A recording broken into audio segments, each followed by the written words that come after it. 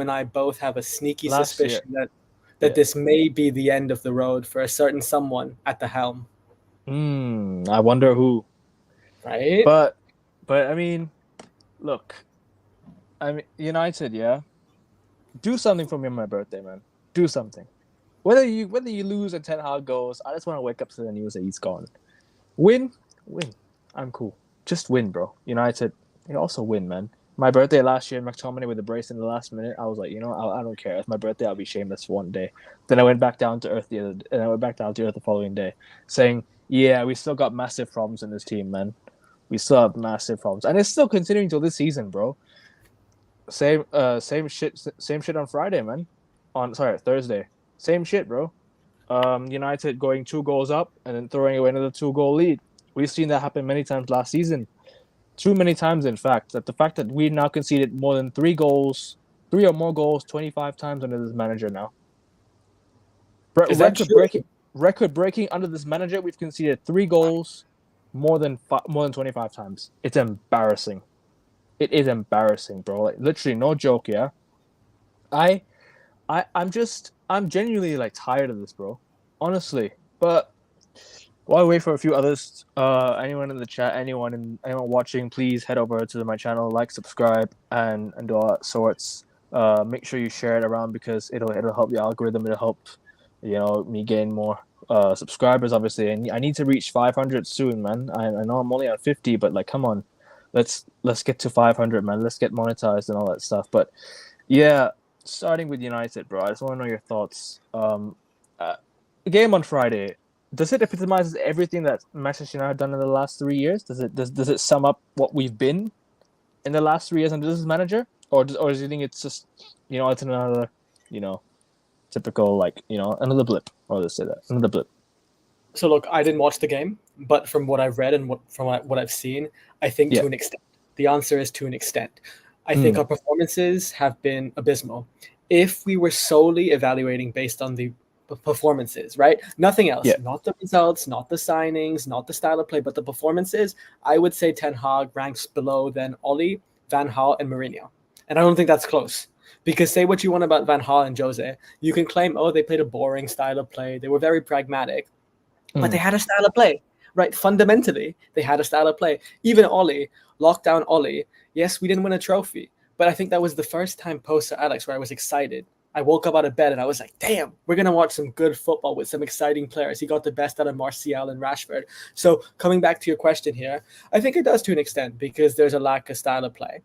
And usually, even under the previous managers, when we struggled towards the end of the terms, when we were struggling for results and performances, even when we got the first or second goal, we would still hold leads. Whereas with Mm. Ten Hag, I think for the first time, we're so complacent that we don't have a spine. We don't have a spine when it's in terms of coming back from deficits, but also in terms of holding leads. So I think it does, yeah, because there are holes all over the pitch, individual errors, systemic issues.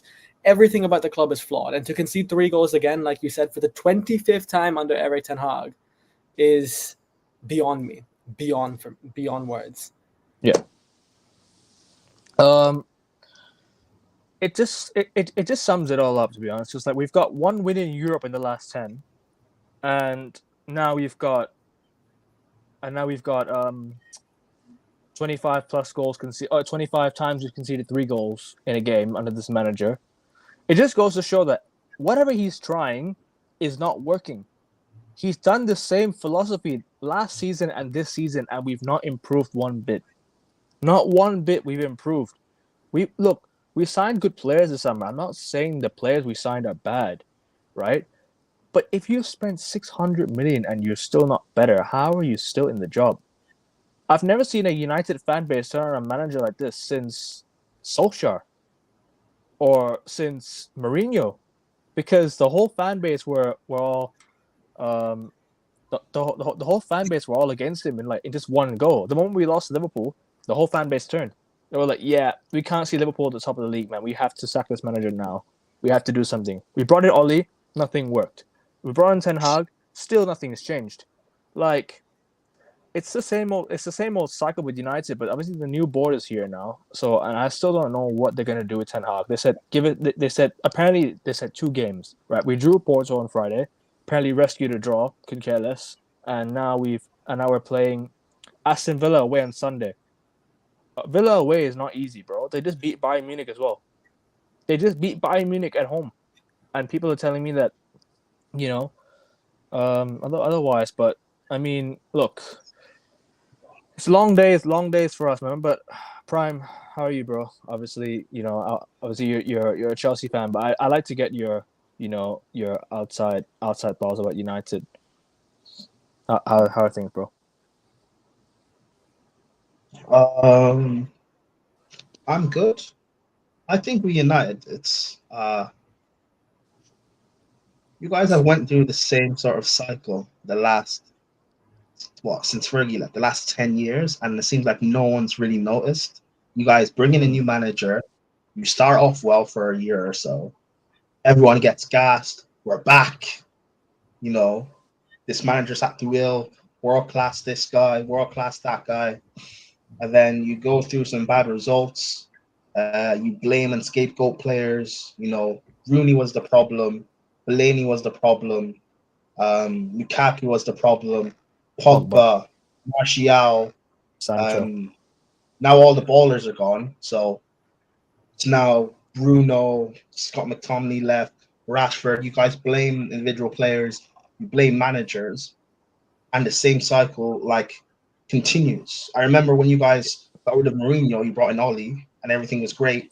People telling me he's our best manager post Fergie. Oli would bring us back. That didn't work. It fell apart. Now brought in Ten Hag. Everyone loved Ten Hag 2 years ago, but now all of a sudden he's bad. These players are bad, but everyone loved these players 2 years ago. I don't know. It's just and then you got an Ineos, and then everyone was asked about Ineos. Oh, we're back. We're coming to the summit of the table.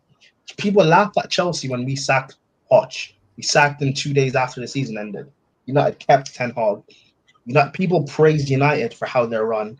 They criticized Chelsea. Now all of a sudden, people are saying Chelsea are run great. We're not stockpiling players anymore. We have a brilliant squad. Apparently, we now have a brilliant squad. But I was told we were stockpiling players and not spending money properly. I don't know, man. I just think at United, it's just a complete.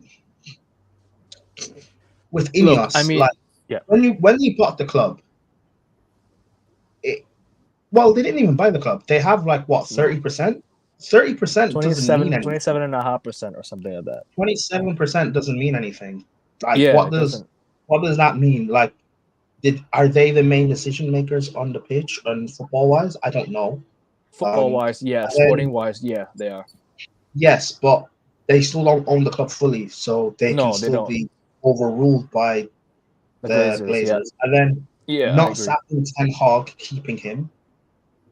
That to me looks like if Ineos wasn't a thing, and the Glazers decided to keep Ten Hag after the cup final, no one would be surprised, right? No. So that to me, until the whole fan base wanted him to stay, shown otherwise, that to me kind of shows it was a Glazer thing because it's something the Glazers would do. It's not surprising that they kept Ten Hag. So I don't know. I just look at it as a bit of a mess. But the thing I would be worried about is when they were being rumored to sack Ten Hag after the cup final, and you guys were looking at Tuchel, who I don't think he's as bad as everyone makes out, but people are looking at Southgate. Again, I also don't think Southgate's as bad as everyone makes out, but he's not United level, clearly. No, we're linked to Graham Potters and things like that. Even if you do get rid of Ten Hag, if the next guy that comes in, how much better will it be? I don't know. But whatever, I'm sorry, I'm talking too much. It's just you can go. No, I hear that, bro. And honestly, you know what? Just it's peak for us because now we've got Ineos running the club, right? But then nothing's really changed. I completely agree. They're still giving contract out to players like Bruno, Rashford, Dalot, and all these guys, right? We're not giving contracts out to players that really deserve it. We're giving out to contracts that players are sort of after a cup final, these are going to be, I understand giving a contract to Rashford at the time. I'll say that at the time I understood it because he was on a hot streak, right? Right, you just couldn't back out of that. If he scored 42 goals and assists in a season, of course you warranted a new contract. But what he's done after that is what really frustrates me. is like Rashford's dropped so many levels ever since he's got that new contract. It's like, were you playing for a new contract the whole time? And it's like, it's not just Ineos and Ten Hag. The players have also down tools. And I've been seeing yesterday, post after post. I saw Rasmus Højlund say, "It took me 6 weeks to practice the celebration." Mate, you just rescued a 3-3 draw against Porto, and you're talking about celebration, bro. No one wants to celebrate anything right now at United. Nobody wants to celebrate anything right now. You're talking about people like, Onana doing the United way. What is the United way? The United way is winning trophies, winning Premier Leagues, winning Champions Leagues, not rescuing a last minute draw in Porto in the Europa League. This is the standards have dropped so much in the football club, and we're just like, we're in the dark trenches right now, man. It's like, it's dark times for United, bro. Like, really, really dark times. And it's not going to get any better until we get these players and the manager out. I want the manager gone completely. Like, I've been Ten Hag out for a long time now, but I'm also holding the players accountable for their lack of lack of high standards and for the lack of desire. Because so many of them have just had this shamelessness in them. You saw Højlund shushing the Porto fans. Last year you saw Garnacho shushing Copenhagen fans, only to lose 4-3 with 10 men. Like, it's an embarrassment, bro. Like, this club has fallen so much. I don't mind players celebrating, but only if we're winning. Like, only if we're winning stuff. We're not doing much. We're winning Carabao Cups and FA Cups, right? But that does not sum up Manchester United. What sums up Manchester United is winning Premier Leagues and winning Champions Leagues and being there, being that club that everybody knows. This is not the United I know. It's not the United both of you know. Not the United anyone else knows. The pundits are chatting crap about us in the media. Paul Scholes, you got Gary Neville. I feel bad for these people. They gave everything to the football club. They gave everything. They put their heart and soul out on that pitch. They died for this club. They did everything. Sir Alex Ferguson, everything Fergie did, ruined. All completely torn apart. Completely. But where do you guys see United? Obviously, I'll start with Augustia first. Where do you see United in the next few months? Obviously, and who do you think will come in for Ten Hag if he does get sacked? Say we lose tomorrow and he does get sacked. Who do you think will come in and replace Ten Hag? And where do you see us in 6 months? Okay, before I say that, I want to say I agree with what both of you said, but I think Prime made a very interesting point. Thinking back, obviously retrospectively, it's easy to examine something, but I actually do think if the Glazers had full authority and autonomy over footballing decisions, Ten Hag would have been sacked. Because what currency do the Glazers operate under? Capital, right? They don't care about competition. They don't care about championships. It's capital. And for the input that we've spent on Ten Hag, because I understand it's been a perpetual cycle of failure, managers not being backed, players being incompetent. It's a systemic issue. I absolutely understand that. However, I think Ten Hag is the exception to a degree, because Ten Hag, I think, has been backed far more comprehensively than any other manager post Alex Ferguson. I don't think it's been close. I think with Erik Ten Hag specifically, he had basically almost every signing he wanted. He received it this summer and last summer. Right, especially if you compare it to Jose, right? Remember, Jose wanted a center half for the longest time. He didn't get anybody. Ole Gunnar Solskjaer, even in that, I think it was 2021, after finishing second, he only got Donny van de Beek, third. So yeah, my point in case here, Ten Hag actually has been backed, and for the amount that we've spent for Ten Hag, I feel like if the Glazers were in charge, and 8th place is completely insufficient, he would have been sacked because no Champions League football. That said, I also do wonder that, again, if you're Ineos and you were already considering pulling the trigger, how do you keep a manager after publicly undermining him? How do you publicly undermine the manager? How do you publicly say, we're interested in hiring other suitors? We want replacements. We want other managers. But then you decide to keep him after weeks of long discovery, recruitment. To me, it makes no sense. To me, like, again, you and I both share similar views on Erik Ten Hag here. We both think, again, based on the results and performances, he is completely out of his depth. But in his defense, to an extent, I do think he was completely set up to fail this season. And it wasn't even close because the board clearly don't have trust in him. And the only reason they kept him is, I'm not sure, I think maybe they caved to fan pressure, but that seems really abnormal because football clubs and football boards usually don't cave to fan pressure and they do what their pockets tell them to do. So that's what I think. In terms of where United go after this, Exactly. Where United go after this, I think it depends. I think after the game tomorrow, I think they will pull the trigger because I don't see how they don't. Because everyone, whether it's fans, even the squad, it seems to be there's a general consensus that Ten Hag is out of his depth. I don't know. At the moment, there is no trust and confidence in that board at all because Yeah. there seems to be no rational thinkers there. Do you think even if we win tomorrow, do you still think there's a chance that they sack him during the international break, or do you think they keep him if we win? Say we win the game tomorrow, do you still think they have a chance to sack the guy? Or do you think he stays? It's so hard to predict what Ineos are going to do because, like I said, I feel like if the Glazers were in charge, they would have sacked Ten Hag a few months ago because they would have seen the finances and they would have seen failure to qualify for the Champions League. I don't know. I really don't know. But I do think public pressure has finally hit them. I think that's the main difference. And that was the only thing in between Ten Hag staying and leaving in the summer. And finally, I think the majority of United fans, both domestically but internationally, have come to a realization that, hey, he's not good enough. He has to go. Who do you think we get? Who do you think will replace him? At the moment, I don't know. I'm hearing a lot of names. I think we'll know once Ten Hag gets sacked, but I don't know. What do you guys think? Could be Thomas Tuchel. I think Ruben Nistelrooy takes over, but Prime, what do you think? Like, where do you see United in the next 6 months until January, or where do you see, and who do you think comes in? Where like everything I asked, I guess I'll ask the same for you, bro. What do you think? Apparently, you guys wanted Simeone Inzaghi, and he rejected the job. You guys wanted Tuchel in the summer. He rejected the job. We're back in talks for him again. I think big managers are starting to realize, listen, Man United, big club historically, no one's ever going to deny that. You're the biggest club in England.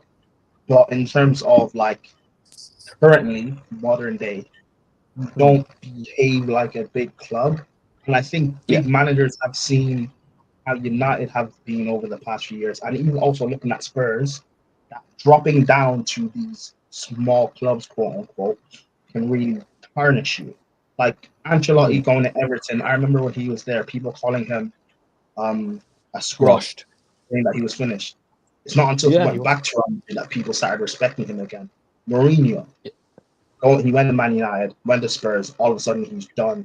Conte went through Spurs, people thought he was done. Now he's at Napoli, the top of the Serie A, and they could actually win it this season. So I don't think. Bro, he's got McTominay balling right now. He's got McTominay balling right now, bro. He's scoring goals. Yep. So I don't think you guys have to like rebuild back. I think you should do what Chelsea are doing. Get like what we have with Maresca. I don't expect Maresca to win us Prem and Champions League, but I don't think he's there for that. I think he's there to build us up to title challengers, which is what Arteta did at Arsenal, by the way. Like, is Arteta the guy to win the title? No. And I think he's overstayed his welcome. But his job at Arsenal has been a brilliant job, taking them from a laughing stock to being like respected as contenders again. Yep. I think that's what bro. I mean. Now, who that manager is, I don't think it's rude. I'll be honest. If Ten Hag is a title winner in the Eredivisie and Frank de Boer is a title winner in the Eredivisie, and they're not good enough for the Prem, and I don't believe that Ruben will be either. So I don't know who it's going to be. Whether you guys go for like a Thomas Frank or whatever, or who you go for, I don't know who the right guy is. But I think you guys need to like really plan properly. And also, your owners or the board, they need to set out what they want from their manager. Part of where Chelsea went wrong, our previous two appointments with Potter and Poch, is we didn't know what they wanted from the manager and what the vision was for the club. It's all well and good saying, oh, 2030, we want to compete for the title. But like, what is the actual plan to get there? But when we sacked Poch, they set out a plan of what they want from their manager, the style of football that we want, and the progression to get to challenging. And that's why when we hired Maresca, I did my research on the guy, and I was happy with the appointment. He fits into exactly what they want.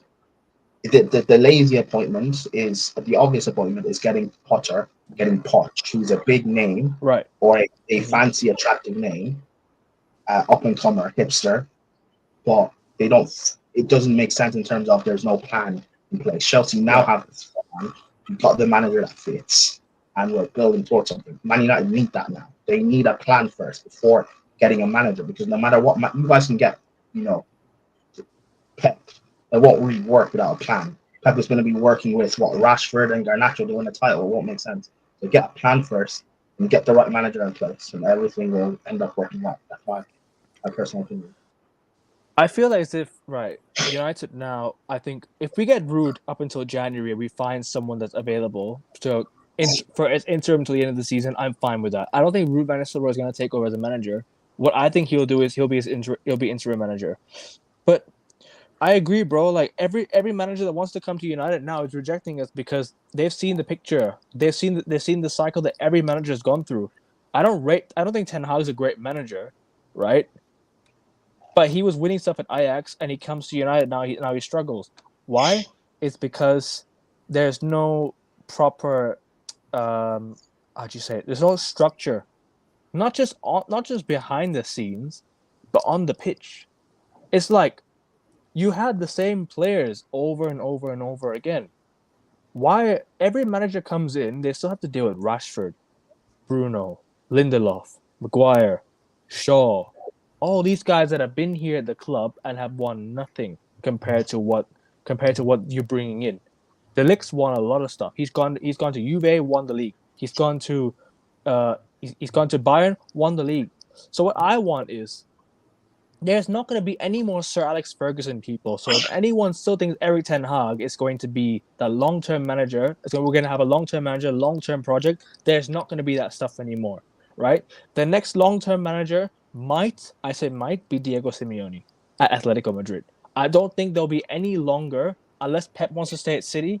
I don't see anyone else, right? What I want us to do is do what PSG and Bayern are doing. Yeah, but these managers have some sort of like control. Like, for example, Pep going in the City and getting rid of City legend Joe Hart, being able to do that. Arteta getting rid of Aubameyang that was loved by Arsenal fans. Maresca being able to get rid of Conor Gallagher, who's loved by Chelsea fans. Like Mourinho wanted to get rid of Pogba and Martial, and because United fans yelled and said no, the Glazers backed the players over the manager. Now, I'm not saying like obviously Mourinho didn't work out at United, so I'm not saying like that's necessarily. I think Mourinho was done. I think Mourinho was done dirty, to be honest. Yeah, but that's the point. Like, I'm not like if you're trying to build something, yes, you should have a club plan and a vision. But if you hire a manager that fits within your plan, and then the manager says, if the manager says, okay, say Manu doesn't fit within that plan, as much as you guys may love him, Manu might have to go for the manager to then get the money to get in the guy that he wants to fit. Like, you know what I mean? Like sometimes, regardless of your own personal opinions, fans, the people running the club shouldn't listen to the fans all the time. I say this about Chelsea. Don't listen to what the fans want, because the fans will run us into the ground.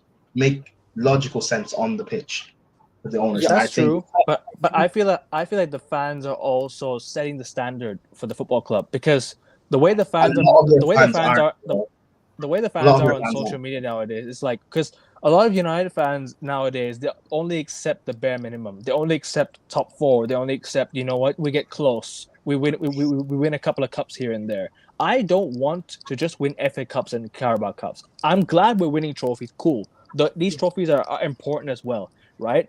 But Manchester United are so far off Man City, Liverpool, and Arsenal in the league, right? We're so far away from the Champions League because we keep getting knocked out so easily in the Champions League. Even in the Europa League a couple of years ago, we did nothing in the Europa League.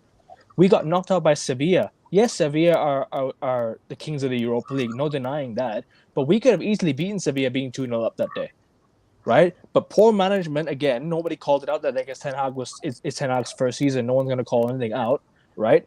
No one will call shit out because you know why? It suits their agenda. And for me, what I think United need to do now is scrap the long-term project, go and get managers that are win now modes that can be here for 1 or 2 years, and you can keep changing if you have to change. Look at PSG and Bayern Munich. They're still winning their league titles every year because they keep changing managers. They had Hansi Flick winning the treble, right? They had Nagelsmann, won them in the league, right? They had PSG had many managers winning the league. PSG had manager after manager. They're changing managers nearly every season, but they're still winning the league titles because they're consistent of their plan, right? No, but you can't do that. PSG are not sustainable as a club in terms of like European standards. No, And I'm Bayern not talking about Munich, European. I'm talking about league. I'm talking about league only. When Can the I Champions I, League, yeah, but I don't I think it need a can manager that work wants to like win the that. Champions League. Yeah, can but I PSG add something? PSG have a monopoly over their league, and so do Bayern. It doesn't really work like that in the Prem. Also, I think to tie what both of you are saying, I think we have to stop looking at it based on symptomatic treatment. What do I mean by that? We keep focusing on players, individual managers, individual staff members. Eventually, Yes. it's who's calling the shots. And the people calling the shots are the people at the top. And I think what Prime said is a very good point here. Push comes to shove, if there's a gun at your head, it's the board that make the decision. It's not the fans. So eventually, I think we have to go back to the foundation, to the fundamental. Who are we as a football club? What is our purpose? Are we just a cash cow? Are we just there as fans to generate revenue for them and they can milk us while we die on the pitch? If that's how we are, then we're screwed. But I think I think the most important thing in these next 6 months is the board have to really understand what is our objective. And we need to set quantifiable, justifiable, and verifiable objectives. What do I mean by that? Have a philosophy, have a style of play. It's like you said, Prime with the Pep example, and like Ekevin, like you said with Simeone.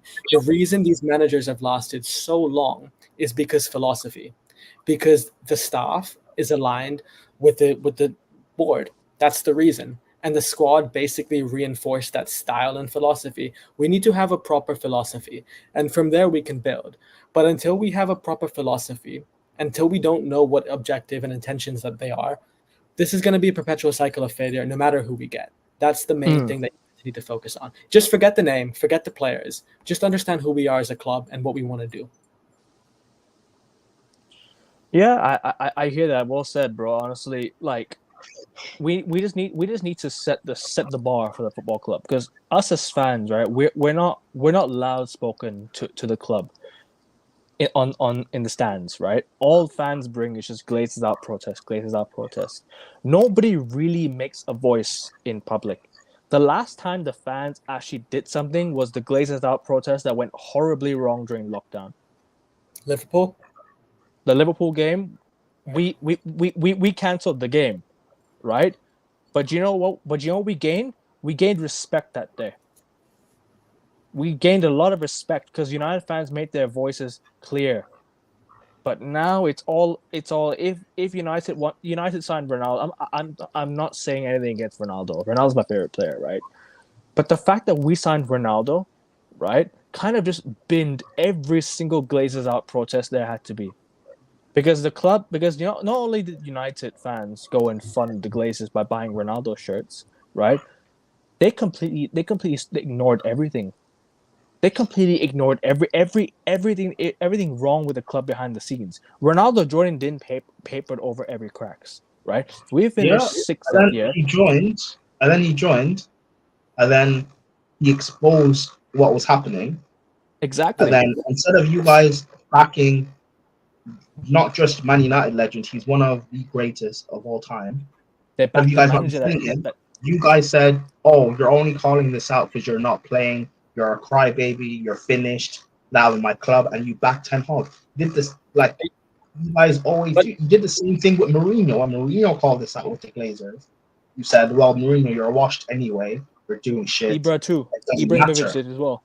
but again, You it guys goes back. always, Yeah. yeah. But it goes back to what I'm saying here. You have to track the money and understand the motives and incentives. Why did they back Ten Hag over Ronaldo? Why didn't they back Jose? It's not because they trusted Ten Hag, because I think everyone with a brain cell knows you trust Cristiano Ronaldo over Erik Ten Hag. It's because Ten Hag was a puppet, because he's a mouthpiece for them, because he protects their revenue and he doesn't No, tarnish their I'm talking reputation. about the fans. I'm talking about the fans.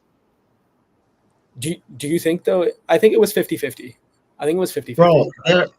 Bro, there were fans saying that, yes, what Ronaldo's saying is right, but you're only saying this now because you're not playing and that you're washed and that you're finished. No one, like, United fans, there's this cycle with United fans where it's like, we're doing well, or we're on the track, or we're back, whatever. You guys go through these little runs where things look great on a record, like you've won 20 on the bounce or whatever, or you collected the most amount of points and it looks like it's great trajectory. Rashford's banging in goals, whatever.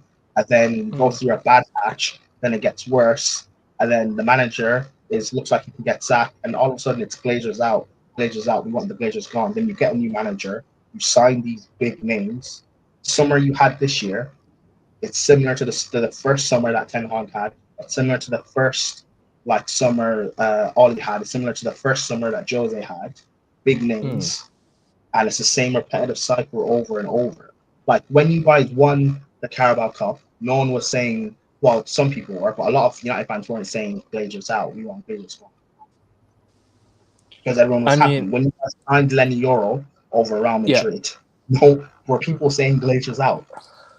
That's my point. That's why I'm like, it's always Glazers out when it's bad, but when it's good, or when it looks like it's going to be good, or there's hope of it being good. They'll scapegoat the Glazers when we play poorly. And I'm not saying this. I'm not saying the Glazers. I'm not saying scapegoat by that because the Glazers are at fault definitely. But I'm coming to that point. I was saying the Glazers, right, are the biggest issue at the club, right? But when we play poorly, they will scapegoat the Glazers into saying we play poorly. The Glazers do not perform on the pitch. They're not playing on the pitch. It's the players. They don't hold the player accountable. Do you know why? Because there's a lot of these fans online now that are Player FC. There's this Garnacho FC. Now it used to be Martial FC. It used to be Rashford. Bro, it used to be Pogba. There were so many fans scapegoating other players, but defending the player of their rep on social media. That's everything wrong with the club. You and I, everyone here knows this. Every fan base on social media has this thing where you're like you're repping a player and you can't go against him because you're his rep. And I'm like, okay, like no one holds anyone accountable. There's no accountability in this football club. That's the biggest issue, right? And yes, you can say whatever you want about the Glazers. Yes, the Glazers are the biggest problem. I'm not saying the Glazers are not a problem. But what I'm saying is every loss we have, there's always the Glazers. There's always the Glazers out talk. Yes, it should keep on going. You should always say Glazers out. If you're Glazers out, you're Glazers out, right? But what I'm saying is, if you lose a game, don't blame the Glazers for losing a match. Yeah. Hold the manager and the players accountable that were on the pitch playing that day. Yes, the Glazers are the problem outside of that, but what's on the pitch is on the pitch.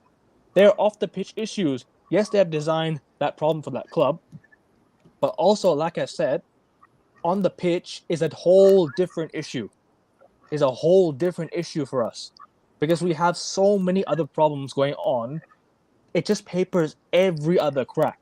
I speak about, for example, Ronaldo's interview, right? He comes out and says about the Glazers, right? And Ten Hag.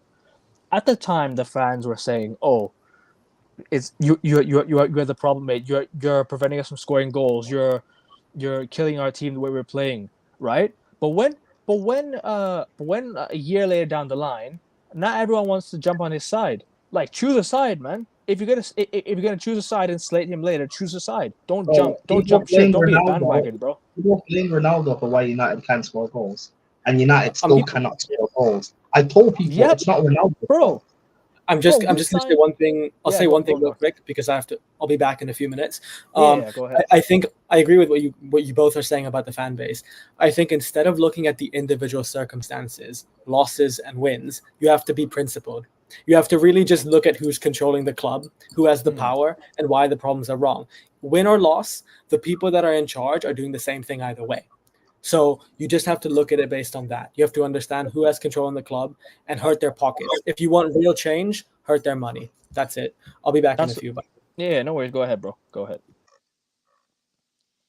Yeah. So as you said, bro, he's spot on.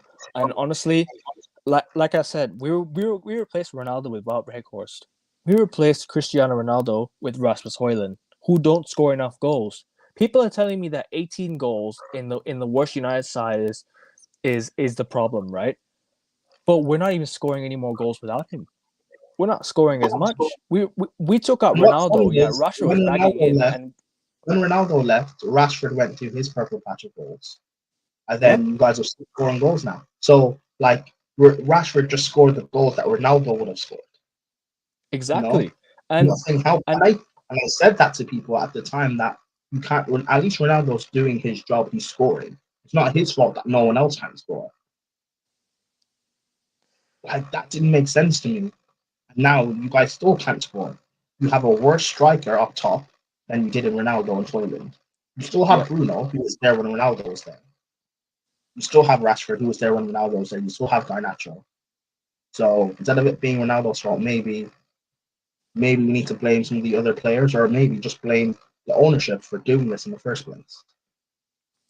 The ownership is a whole different like issue, because that's off the pitch, right? On the pitch, right? People talk about Ronaldo not scoring enough goals for us, or not doing much for us. He was preventing us from scoring goals, right? Do you remember that year, right? People were talking as if Ronaldo was the one that was defending poorly, or he was the one that wasn't trying. I want to play the video clip, yeah, on this stream right now, but I'll get copyrighted, so I won't, yeah. But instead, right, I'll just name you incidents where Ronaldo was the so-called problem, yeah. Go watch the game against Wolves at home when we lost 1-0 in 2022. McTominay, right, was standing right there. The ball was loose. He just stood there. Ronaldo, no one else chased the ball. Ronaldo ran after the ball, kept it in, and kept the ball alive, right? So people want to tell me Ronaldo is ruining the team in terms of he's the issue.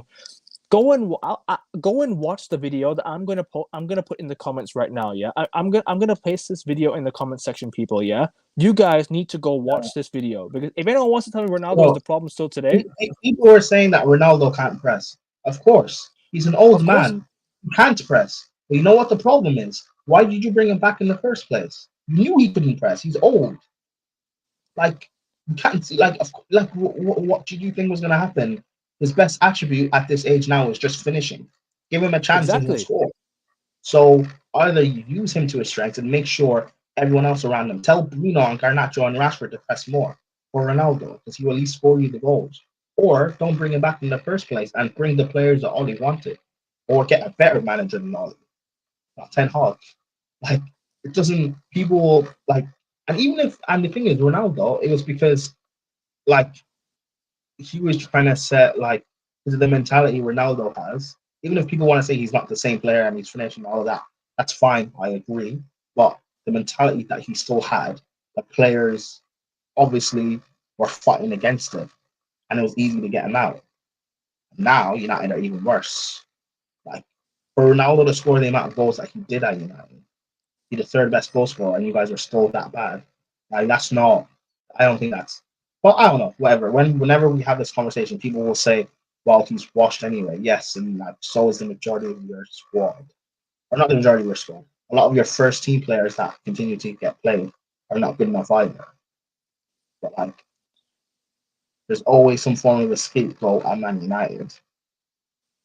But for people think, oh, get rid of this player and that will fix the problem. Get rid of that player, that will fix the problem. Get rid of Bruno and that will fix the problem. Get rid of McTominay, that will fix the problem. Get rid of Rashford, that will fix the problem. Get rid of this guy. Maybe get rid of, like, a lot of your squad. Maybe your ownership is running the club better. But what will happen is you guys will get you guys will probably get a Allegri or something, and you'll do well for a year. You probably win it. Maybe you win, like, you're in Europa League this season. Maybe you'll win Europa League when Allegri comes this season, and things will look like they're on the up for Man United. But you'll probably end up being in the same position like a year, 18 months later, where nothing has really changed. Because I don't fully trust Ineos. Like, people are saying, like, you can't just write them off.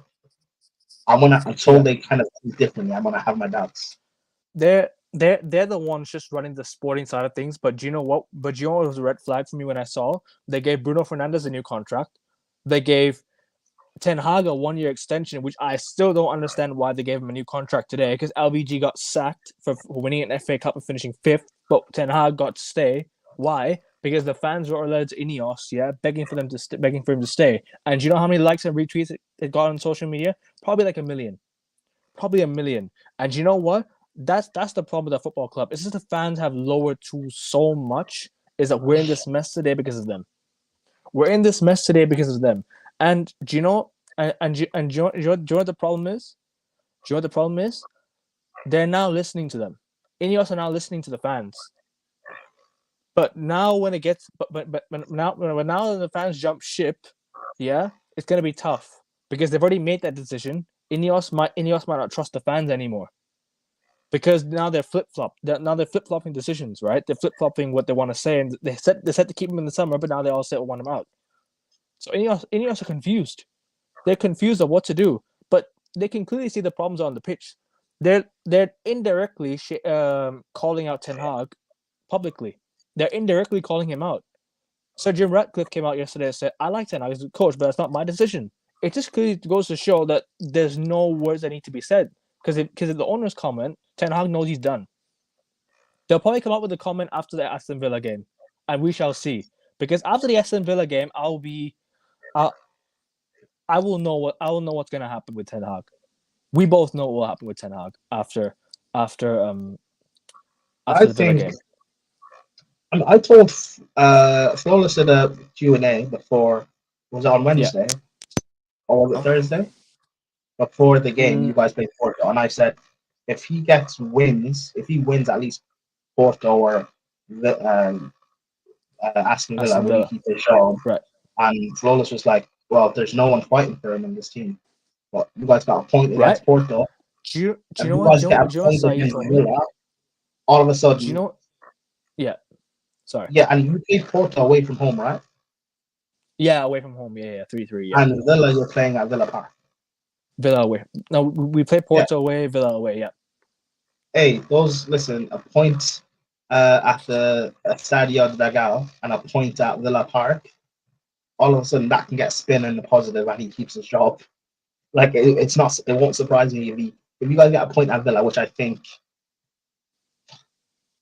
it's going to be difficult. But if you get a point at Villa, I think he keeps his job, man. I really do. Look, if he keeps his job, I will beat Ineos out. From that moment, I will beat Ineos out. I will beat Ineos out from the moment because we can't sustain any more bad results. If we get worse results from now to December and we still haven't sacked him, Ineos have blood on their hands. Because all this Omar Barada, all this Jason Wilcox, Dan Ashworth, and all these guys, they can do whatever they like. And they come into the club, football people, nobody cares. If you don't do your job, you can fuck off. Seriously. Ineos, have done decent things. They've done well in the transfer window. Cool. The signings we made, I'm not disappointed with the signings we made, right? But my biggest issue is the decisions giving new contracts to players, right? Or giving them a bumper pay rise, giving Ten Hag a new contract after he didn't deserve one. Let's just be real. Ten Hag did not deserve that contract. It was 30% of the fan base that said Ten Hag out, while 70% were saying Ten Hag in. Because Ten Hag looked worse. People say, okay, injuries. You know what? We'll see next season. If injuries are still, then it's not Ten Hag's fault, right? But everyone's fit. No one's injured. Ten Hag still hasn't gotten a style of play. 600 million spent. There's nothing going on. We're worse off of last season. We're not even worse. It's the same, just with fit players. And people said Lisandro Martinez was an issue at the injury was an issue, right? He's not playing well right now. The goals we conceded yesterday were both from his side. Just don't blame De Ligt. De Ligt didn't have a good game yesterday. Cool, right? But for me, De Ligt has never been the problem at United. Never been defensively the problem at United. If people can point it out, cool. You can point it out. But I'm not going to scapegoat De Ligt for the issues. Exactly. What's the excuse now? He's having a full fit team. Bro, he has a full fit team. And he's still making excuses. Well, where are we going to be at the end of the season? He's just dragging it now. All the comments he's making in the past week, he's dragging it because he knows he's in a lot of pressure. Under a lot of pressure. Tomorrow is his last. If he loses, he's gone. Goodbye. Don't care. And look, I want to agree with something that you just said, Akavin, about De Ligt, but I want to say that for every single player in that team. I think for any supporter to blame one player, even if it's Bruno, for example, who hasn't been that good recently, to blame them for all these problems is either naive or disingenuous, because these problems have been here well before all of them came in. These are problems that have been in here for over a decade. So I think, one, that's the thing. Two, when I came back, I briefly heard you guys talking about Ten Hag getting sacked or not getting sacked. I think hypothetically, let's say we win tomorrow. Let's say United beat Villa and he stays in the job. I think, even you are probably right in saying that Ruud van Nistelrooy will take over, at least till January, if not the end of the season. So I look at the fixture list. I feel like there is a chance, knowing how incompetent or formed this board is, that Ten Hag stays after tomorrow. And I look at the fixture list. There is a possibility. I'm just being a football poetic, that we play Fenerbahce in 2 games, that Jose Mourinho sacks Ten Hag. There is a possibility, so that would be very poetic. I'm just adding that in. Like, I just feel bad for every other manager now that's managed Manchester United, apart from David Moyes, because actually, to a certain degree, I do feel bad for Ole, but not that much. But LVG and Jose Mourinho, right? For me, the 2 managers that were most successful post Alex Ferguson, or the best managers post Alex Ferguson, right? Them 2, 1 and 2. Mourinho is the 1 and LVG is 2, right? If them 2 had the backing that Ten Hag has, I bet you right now, United will be further down the line. We would be way down the line. We wouldn't even be in the situation we are right now. And you know what? I wanted Jose out because we weren't getting results. But now I see that it's the players that weren't playing for him because they weren't able to take that standard to the level that Mourinho was. Some players don't have the standard to play for United. So why are they still here? Why have we given Luke Shaw 11 years? The guy is still injury prone, right? I'm not scapegoating him. I'm just calling it out as it is, right? There are certain players that shouldn't be at United, and I'm calling out in the group. There are players that can be here, and there are players that can't be here. They're 50-50, right? And the manager is the reason why they're still here. Because if you work hard in training, apparently you get to play. But when Jadon Sancho was working hard and was playing well in matches, he doesn't get to play. Why is it that when players train well, they get to play, no matter how the performances on the pitch have been? Why is it like that? I bet you back in the day, Ronaldinho had shocking training sessions, but he still gets to play. Why? Because he's a great player. Do you know what else? Do you know what else is the issue? Is the fact that he indirectly told Sancho, you're not fit for my club. You're not fit to play for my football club. Indirectly, he told Jadon Sancho, you're not fit to play for my club. You have to work hard. But look at Sancho is playing for Chelsea right now. Look at the way he's playing for Chelsea right now. He's playing well for Chelsea right now. Because Enzo Maresca is the manager that can give him a pat on the back and be like, you know what? I'm going to include you in my team. He's going to be he includes him in sessions, he includes him in games. Why? Not only just works hard, but he also cares about the game on the pitch. When Sancho was playing well in preseason, what happened to him in the start of the year? Where did he go? Why all of a sudden Jadon Sancho wasn't getting minutes against Arsenal? Why wasn't he getting minutes against Tottenham? Why? Because Ten Hag has his favorites. He's got his favorites, bro. A manager with favoritism does not deserve to manage a football club. Yes, a manager will have favorites. Every manager has favorites, right? But he doesn't exclude other players. It's always between Bruno and Rashford for me, at least. It's always Bruno and Rashford for me that are 2 players that just can never ever be dropped or can never ever be held accountable for things. Because they're not only the fans' favorite player, but Ten Hag's favorite player as well. It suits both sides' agendas. It suits both sides' agendas, man. Also, both happen to be, I think, among the highest shirt sales players, right? I think they generate some highest paid players. Not highest paid players. I mean, they generate the most revenue in terms of shirt sales. Right. I would imagine, right? Because Bruno and Rashford are staple names for the club. And I know people idolize them endlessly across the world. I mean, we know Rashford, right? Commercially, what he does. So he gets a lot of credit for that. So, yeah, I agree with you. Everything you said there. This comment here as well. Yeah, Bruno Fernandes drops stink after stink, but Ten Hag doesn't have the guts to drop him. Do you know why he doesn't want to drop him? Because the fans won't like it. He knows he'll receive backlash for dropping Bruno Fernandes. That's why he's not going to do it. But he's already getting backlash because he's doing it. Because he's not dropping Bruno Fernandes. There are more fans that like Bruno than are that fans that don't really rate the guy. That there are more fans that like Rashford than fans who don't like the guy. I don't hate both players, right?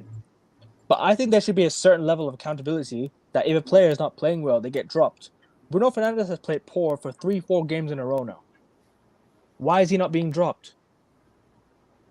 Because, like you said, they're the highest paid players or the highest shirt sale players, or that's how you say it. They're the player that generate the most revenue, right? If even if you're the captain of United, right, you should be held accountable. Vidic was dropped. Ferdinand was dropped. There were players back in the day that were dropped for performances that they shouldn't have been dropping. If you don't play well one game, Fergie drops you. Fergie will be right in you're in Fergie's office the next day if you don't play well. He's gonna have a chat with you if you don't play well the next day. Even if you're on a good streak and you have one bad game, you're in his office the next morning. He's gonna tell you off, and you have to work hard in training. Because we don't have a serious manager like that. We don't. We don't have a manager that holds anyone accountable. We have a manager that just says, yes, he works hard, he does this, he does that. Does the basics, right? Working hard is a basic. Everyone can work hard, but if you don't, if you don't play well on the pitch, how are you still being selected? Is my question. Because that level of accountability was never like that back in the day at United. But yeah, go on. What were you about to say? Because I think with Sir Alex, there's one thing. One, he's the exceptional example, right? Because Sir Alex is one of one, best manager in Premier League history, no doubt about it. But I think also he had a good relationship with the Glazers, right? He helped bring the Glazers to the club in 2001, 2002. He helped them come to the club. And also David Gill was there. 2005, you mean? Right? Yeah, but at the time when they started buying shares, it was the turn of the century. And he also had a good relationship with David Gill. So obviously David Gill, compared to Ed Woodward, I mean, talk about a downgrade right there. That might be the biggest downgrade, to go from David Gill to Ed Woodward. I think that's one thing too. And also, again, because Sir Alex Ferguson coexists with the board and they trusted him, they gave him the keys to the kingdom completely. So when it came to the likes of Beckham, Roy Keane, Peter Schmeichel. Peter Schmeichel, yeah. Exactly. Sir Alex didn't care at all. He dictated the club completely. So unless we find someone like that, which I don't think that exists anymore. There's not many serious managers in the world right now. The only manager that's like that is Pep or Carlo. Right now, that holds a player accountable, yeah, is Pep.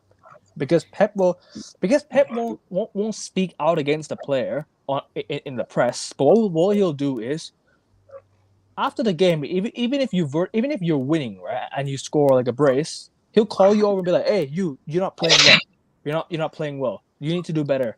Pep has a level of accountability that most managers in the Premier League don't have, right? Yeah, but the last time Man United had a manager of those standards, how did that work out? They sacked him. Because, like I said, the players were not fit for his standards. And we never backed him the way that we did for Ten Hag, supposedly, right? We never backed him the way we did for Oli at times. He was backed at times, right? But I wouldn't say he was fully backed because he wanted to play like Bellingham. He wanted Haaland. He wanted players like Caicedo. He wanted a player like what's his name? Okay, I even go back to 2013. Sir Alex Ferguson wanted Gareth Bale and Cristiano Ronaldo. The board denied him of that, 200 million. Ronaldo said he wanted to come back. If Fergie stayed, Ronaldo was back at United. Everyone here knows this. Ronaldo pretty much agreed to come back to United in 2013, but Fergie retired, so he didn't come back. Basically, what I'm trying to say is, there was the owners are also a big problem at the club because they didn't back the managers with standards when they were demanding a level of standard that the owners don't have, because the owners don't have that standard. They don't fit they don't suit the agenda of the manager. Jose Mourinho was having press conferences saying, "See how they play if they play where they play." He was calling out the players indirectly. I watched back that press conference, right? Yeah. I think it's after you guys lost to Sevilla, and Jose was talking about Man City. Was it Brighton? No, it was the FA. It was in the FA Cup. Oh, okay. But he was talking about how Man City and how they bought players of the past for investment. And you look at City, and they did a treble. 2 seasons ago? Last season they did a 4P. Yeah. That's heritage. It took years to build towards that, but they finally, Got over the line. in almost a decade, and they have matched United's greatest success. Like building towards that is heritage, and it takes time to build towards success. But you have to do it properly, and that's what he was talking about with United at the time. That you guys weren't building towards success properly, but no one listened to him. And regardless of what people think of Mourinho's like antics or whatever, or like he's finished as the manager, but like ultimately he was right about Man United. But again, I think it goes to what both of you are saying. I don't think it was Jose's fault entirely. I think it's like, to put it as an analogy, I think it's like a president or a prime minister. They only have so much power. It's the people around them that ensure that they succeed, right? It's the personnel around them, the cabinet members. So just like a PM or a president of any country, if the people around them conflict with their vision, they're not going to succeed. There's going to be a clash of personalities, and eventually the numbers game and the money game will get them out of office. So I think, again, with Jose, and you mentioned Ekovin, Pep, and Carlo being the only two that can somewhat mirror Sir Alex. I'm not going to say entirely, because I think Sir Alex was one of one on his own level. Right. But I even think, put Pep Guardiola in this, if you replace Ten Hag for Pep tomorrow, I think Pep would struggle. Yes, there would be more of an identity and a style of play, and again, conditioning and training would be different. But if he doesn't have the personnel at a boardroom level, at a staff level, he will suffer. Because with Pep, it's about tactics, right? And like I said, as I've been at City, I've been at City Academy, even going down to the under sixes, they are learning the Pep way. It is so specific, precise. It is a different level. And at United, there's nothing like that. There is such a disjointment when it comes to the first team, the U23s, that no matter who the manager is, it is going to fail unless there is some aligned vision. I'll say this, yeah. When we brought Ronaldo back home, right? To obviously, remember that day, everyone was saying we need to win the Premier League, the Champions League, everything, right? People remember that day. I remember that day. Everyone was buzzing. We need to win. We need to do this. We need to do that. We need to win trophies now. Do you know why? Why did Ronaldo coming back all of a sudden raise the standards from the fan base? Because he's a massive name. He's a massive name. We sign massive name players, right? All of a sudden, the fans are like, we need to do this, we need to do that. But when we have players like Mount, Højlund, and stuff like that in a team, right? We're on top of top four all over again. Because there's nobody to drive the fans forward. There's nobody to get the fans on side. There's no big name player to get the fans on side. People say, we need to go young. We need to go through a young route now. We need to sign young players. No, you don't. No, you don't. When has this ever been a thing that you need to sign young players to get ready for the future? When was it? When has this ever been a thing? It only became a thing when Arsenal started it, supposedly. But do you know what it is? Arsenal's youngest team was not even the team that they built 2-3 years ago. It was their Invincibles team not even the Invincibles team. Their 2009 squad was much younger than this. Their 2009 squad on average was much younger than this. Arsenal had players that were like young. Van Persie was still young at the time. Sorry, Prime, what were you saying? As I was saying, yeah. When you want to go down this young route, yeah, you need to build around players. Like Manchester United kept players like Sheringham. Manchester United kept players like Kanchelskis around the players that were growing. Ryan Giggs, Paul Scholes, David Beckham were young players, but they had experience around them. They had Steve Bruce. They had players like Kanchelskis. They had Brian Robson. Bro, Eric Cantona. Bro, we had players that won it all, been there, done it in football. When you're gonna build a young team, you're not supposed to go young full. You're not supposed to go a full young team. You're supposed to build a team with experienced players around them, players that have won a lot, to guide the young players. We don't have that. We binned Ronaldo already. We had Ibrahimovic for a year and a half. We had Pogba. Pogba won the World Cup at Manchester United. Although the World Cup is international, he was at Manchester United at the time we won the World Cup.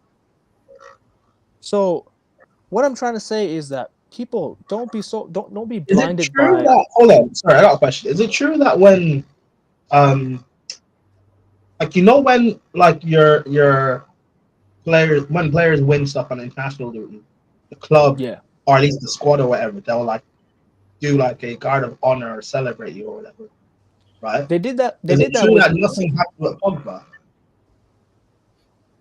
I That's a think they. very good I point. Yeah. no, because you know why? I think Lisandro Martinez and what do you call Lisandro Martinez's World Cup was mid-season, right? I think Paul Pogba at the start of the year was in a bit of like I would just say in a in a tight situation because there was half the fan base that didn't really like him, or there were fans that liked him. So No, I'm and not talking Mourinho about and the him fan, had an but issue. what? To answer your question, yes, I think usually they do a guard of honor. Mid-season or pre-season, they do a guard of honor.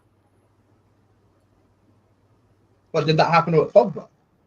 I don't remember. No, I don't think they did. I can check, but I don't Let think me they. actually let me have a look. While you're at it, people, please like and subscribe, man, because we need to get to 500 soon. Obviously, Paul. Let me just see Paul Pogba. Because I'm trying to think. I don't see anything. No, I don't think it was because I remember we played Leicester. It was the first game of the 18-19 season, I think it was. Yeah, it was. Yeah, it was. I don't remember a guard of honor. Let me have a That's a look. good point. Yeah. Nope. Manchester United never gave him that guard of honor. Nope. They never gave him the guard of honor because let's check. Did they give Griezmann a guard of honor? I think he was at Atleti still in 2018. I don't think guard of honors were. Hold on. Did they only just start doing guard of honors, or did they do it last time? Well, Because I it's don't not remember even anyone. like they do something because I know like it's like a guard of honor or that thing where like you run down a hall and the players like slap you on the back or something. They do something usually. So Like I'm just just wondering if your to squad congratulate. or yeah. I mean, they your even did it for squad- they did it for Messi at PSG as well. yeah. They did it for McAllister at Brighton, I think. Yeah, so but Messi more because beat France, right? So I mean, if they can do it for Messi, why didn't we do it? No, I don't think Messi was there. Actually, was Messi still there when they won? Yeah, he was, but he left PSG he left PSG and went into Miami. I'm not sure when he did, but was it like last year or something in the summer? Was it like last July or something he went there? But regardless, yeah, every player, would get a guard of honor. I think. Do you know what it is? I feel as if Paul Pogba was very underappreciated by Manchester United, and it also leads me to this question, right? Paul Pogba, who's just by the way, who's just been released from his from his ban, going to come back and play football in March or something like that. Would you guys take Paul Pogba in your team for free right now? For free, like free transfer? Would you take him in your team right now? I know I would. Yeah, I know I would. I wanted to keep Pogba at the time, but a lot of United fans didn't like him because he was on expensive wages. He had issues or something like that. I don't think he had issues like that, bro. I really don't think he had issues with the club. I just think people like to scapegoat Pogba because he's the easiest scapegoat, earning a lot of money. I don't know how match fit Pogba is. Right. And also he's not back until 2025, 2025, right? You can't play until 2025, I think. In March 2025. So that's next year. Oh, next year. Oh, okay. That's next year. Yeah. March 2025 is like literally like 4 or 5 months down the line, bro. I don't know. You don't think so? I don't know. I don't know how fit he's gonna be. I mean, do Chelsea need him? Do Chelsea even need him? No. As in the way Chelsea are playing right now, I don't think so. The way they're balling out right now. Talent-wise, I take him over Enzo, but in terms of actual match fitness, match sharpness, I don't know. Like, is it worth? Right. Is Pogba worth the risk? I think Pogba goes Saudi. Probably. I don't think Chelsea need to take the risk the way our squad is right now. I Would think he Paul go back Pogba to goes Man back to United? I Saudi. don't think he would. I don't think. No. He would. I don't think he'll do a Absolutely not. second The spell. bridge is burned. The bridge is burned at United. Yeah, I don't think he'll want to come back. The fans, there's a lot of fans that still love Pogba at United, but there's like a lot of fans that are conflicted against the decision to bring him back.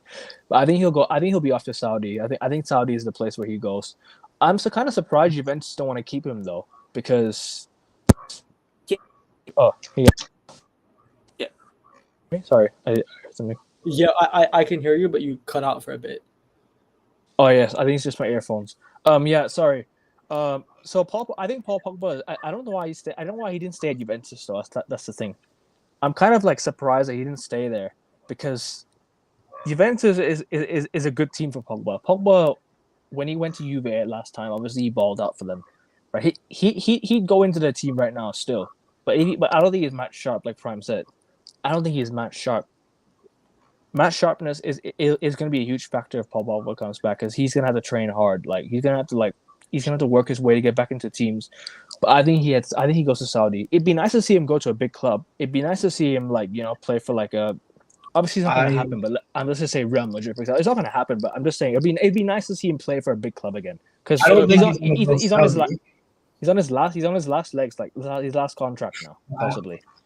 I don't think he goes to Saudi, but now that Juve have released him, and the World Cup is 2026, Pogba might want to do a last dance. I think he goes to PSG. You think so? Biggest club in France. It makes sense. Mbappe's gone, so they need a face. I'd argue Marseille is still better than PSG, but all right. No, but like you know what I mean. In terms of like modern day, money and everything. Yeah. I makes agree. Sense But do you guys think he gets a big move right away because of the commercial value, or is he going to go through? No, I think it'll take time. Yeah, that's why I said PSG, because that's the only one that makes sense. It's still a quote unquote big club. They've got the money and everything. They'll be in the Champions League, Yeah. And also, if he wants to get back into the French squad, I know Kante made the French squad playing in Saudi. France also had injuries in midfield as well. I think if he really wants to be in that squad and be a starter, the Pogba Kante duo of the World Cup was something else. Yeah, and PSG will take you. By the way, it's not as if PSG will. Yeah, of course. I think PSG would take him, but it just depends on like you said, his match sharpness. If he can be fit, because international break is coming, right? Paul Pogba will be eligible to play football in March or something like that again. So by the next international break, we might be able to see Pogba play for France again. We might. We don't know, because the next international break is in March. So that's where you start off. National team. You can train with them. You don't have to start for them, but you can train with them, and you can see whether he fits into the team. But even I like to see Paul Pogba go and expose United in the media. I'd like to see Pogba like expose United as well, because there's been a lot of issues going on before he left, and he had a bit of conflict with the board, conflict with the club or the manager, because there was a lot of news of him leaving every year when he was at United, right? Every year from the moment he joined, every year there's been news of Pogba leaving. It was probably just a PR, but like it was just to sell papers, because he was the most expensive transfer at the time. Yeah, he was the most expensive transfer, and he came in with a high expectation of to take United back to the top again, right? So obviously he would sell that. He would sell the paper. So I mean, we shall see. But are there any other thoughts about United before we close out in just a bit? What do you guys anything else have to say? You guys got anything else? I mean, I just hope after tomorrow it's less deja vu, because I feel like you could replay what we've said on Saeed's show or whatever call that we've had for the last 10 years and continuing, and the same thing still applies with Ten Hag. So I hope after tomorrow there's at least something different. Even if we're losing, there's at least some vision. That's all. I just want some clarity by Monday, because Monday is my birthday, and I really, really want to know what United are gonna do. Because the best thing to see right now would be Ten Hag sacked. I just don't want Ten Hag to be at my club any longer. I just can't defend the guy any longer. The guy is it's unintenable for me. Like it's just I've been critical of Ten Hag for more than a year now, so it's gonna be very very hard to to gain trust of a manager again. But Prime, you got any final thoughts before we close out, bro? Yes. I hope Ten Hag gets something from tomorrow's game because I want him to still be in charge when we play Man United. I'm sick I of mean, playing Man United when they have a manager bounce. I'm tired of it. So I think he'll still beat us when we have the manager bounce, bro. I don't. Our team is still gonna probably take some time to recover from this Ten Hag crap. no, But well, if you guys sack him, you guys will beat us with that manager bounce. I guarantee you. Oh, I agree. I think even if it's Ruud van Nistelrooy, for 3 months there'll be a manager bounce and the hysteria will kick in. oh, I also have to ask you, before we close out, who do you want? If, for example, Prime, you can ask him this as well. But I'll ask Augusta first. If you were a United fan, Prime, and Augusta, obviously you're a United fan, who would you take right now? That's realistic and possibly going to be available or is available right now. Who would you take? Michael Carrick. Michael Carrick. I think he is one of the best young managers out there. Do you know what I thought? I thought Carrick should have taken over the club, not taken over the club, but taken over the manager role at the club as an interim when Ole left. We should have put Ragnick upstairs, and we should have brought in Michael Carrick as the interim manager for that year.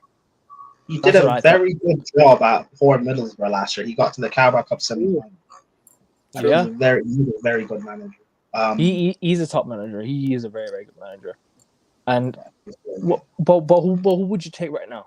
If you're a United fan, I guess, yeah. I mean, obviously you're a United fan, but for example, if you last time I checked, I still am a United fan. Yeah, of course.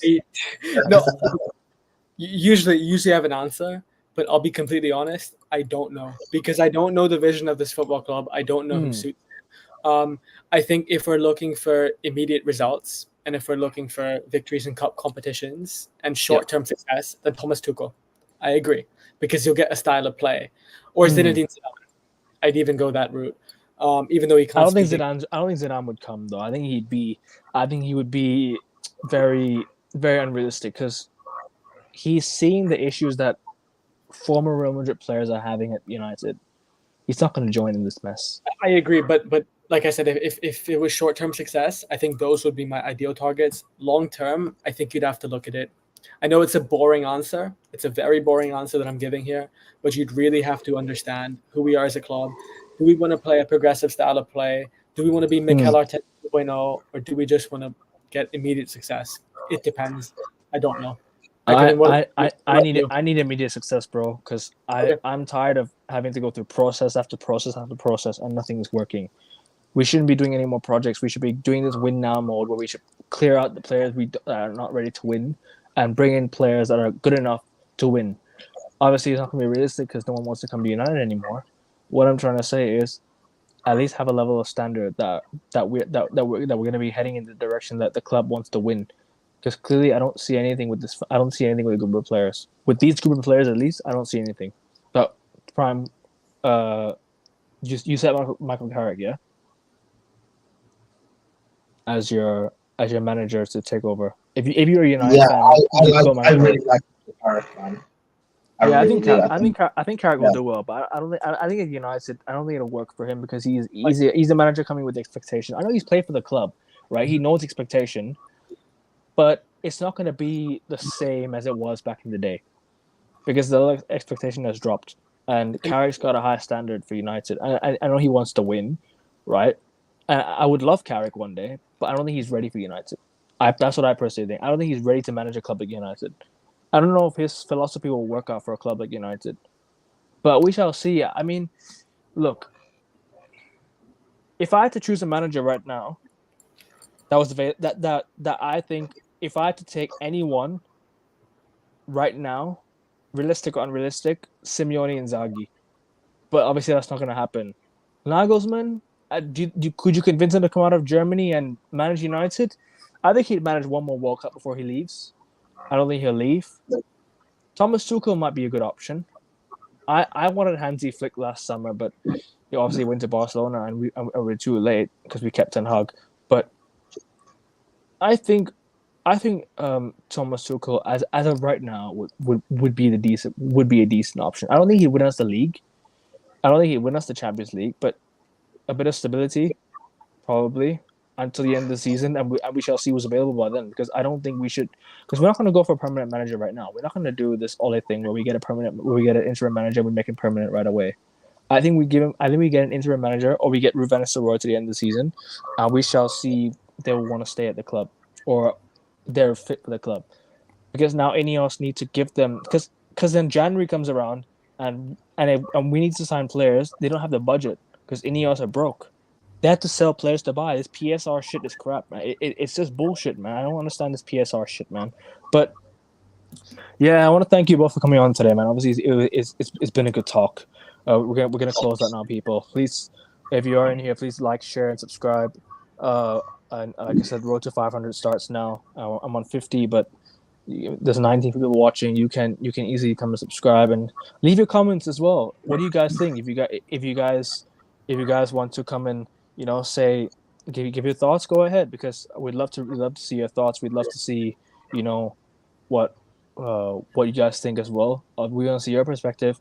We want to see if you guys agree with us or not. You guys can share your thoughts down below.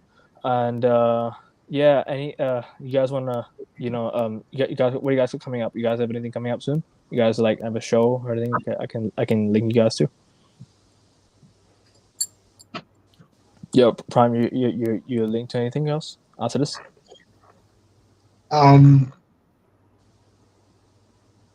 Chelsea play tomorrow, so yeah, Chelsea play tomorrow. Obviously, no. Watch alongs and all the Chelsea channels like Carefree Lewis G and stuff like that. And review on Casually FC at I think 10:30, 11 o'clock ish UK time, around that. So yeah, you can find him on Sarcasm City TV as well. Shout out Sarcasm City TV every time, because Flawless done a really good job with this channel. Obviously, he's where he is today, but go show him some love as well. Obviously, show us some love. We did a whole hour and 17 minutes talking about United. Obviously, it's stressful times. It's a Prime not as stressful, but me and Agassi, we still gotta live through it. But yeah, it is what it is, man. But yeah, I think we're gonna close out now, people. Thank you for watching. Hey, I suffered last season. You can suffer this season. I hear you, bro. It's difficult times for us, but hey, we've been suffering for 10 years. More than 10, bro. So, you won a Champions League. That's true. I mean, I suffered before I won that Champions League, and I'm suffering after. So, was it worth it? Yes, it was, but still, it was. It's always worth the suffer if you go and win something big during it. But yeah, people. Thanks for watching. Like, share, subscribe. We're out. Ten Hag out. Glazers out. Ineos out.